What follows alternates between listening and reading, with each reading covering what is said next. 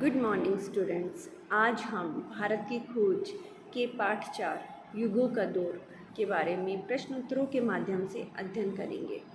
प्रश्न 1, मेघदूत क्या है तथा किसके द्वारा रचित है? मेघदूत एक खंड काव्य है तथा यह कालिदास द्वारा रचित है।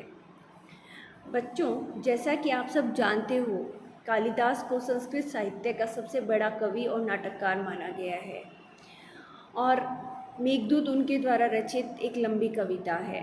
इसमें एक प्रेमी जिसे बंदी बनाकर उसकी प्रेयसी से अलग कर दिया जाता है, वर्षा ऋतु में एक बादल से अपनी तीव्र चाहत का संदेश उस तक पहुंचाने के लिए कहता है। उसी का वर्णन मेघदूत के अंदर किया गया है। प्रश्न 2, एलिफेंटा की गुफा में किसकी मूर्ति है? उत्तर, एलिफेंटा की गुफा में नटराज शिव की मूर्ति है। यह मूर्ति खंडित तथा अत्यंत विशाल है। इसमें शिव नृत्य मुद्रा में विराजमान है। बेटा, इस गुफा में भगवान शिव की मूर्ति है जो खंडित है, मगर इतनी विशाल है कि देखने वाले हैरान रह जाते हैं कि उस समय भी इसका निर्माण कैसे संभव हो पाया था।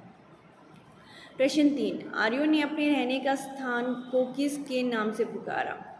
आर्यों ने अपने रहने के स्थान को आर्यवर्त के नाम से पुकारा। जब वो भारत आए थे तो भारत के लोगों के साथ मिलकर जब रहने लगे थे आर्य लोग, तो वो अपना नाम तथा भारत के नाम को इकट्ठा करके बोलना चाहते थे, इसीलिए उन्होंने आर्यवर्त नाम दिया। प्रश्न 4, भारत का नेपोलियन किसे कहा जाता है?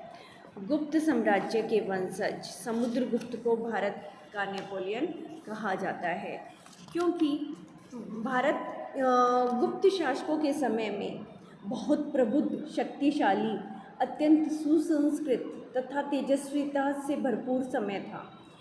उसमें बहुत सारी साम्राज्यवादी प्रवृत्तियां विकसित हो गई थी और लोगों ने लोगों का राजा के प्रति सम्मान, आदर भी विकसित हुआ था।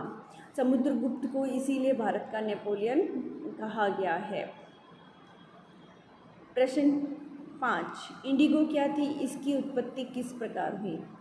इंडिगो नीला रंग था, भारत में निर्मित हुआ था। इस शब्द की उत्पत्ति इंडिया शब्द से हुई, इसीलिए इसका नाम इंडिगो रखा गया।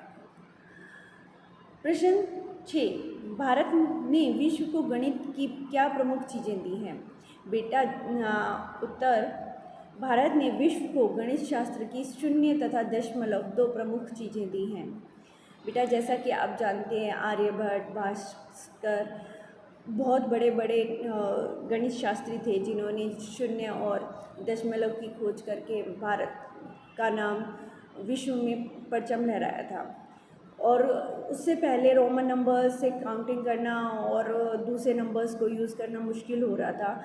जैसे ही 0 की खोज हुई, हम असंख्य संख्या तक लिखने लगे थे।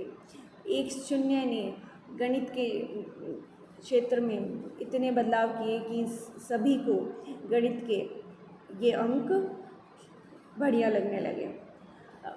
प्रश्न 7, भारत के प्रमुख गणितज्ञों का नाम क्या है?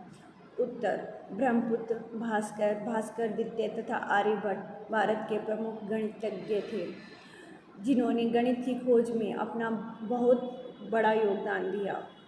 प्रश्न 8, भारत पतन या ह्रास की ओर क्यों बढ़ा?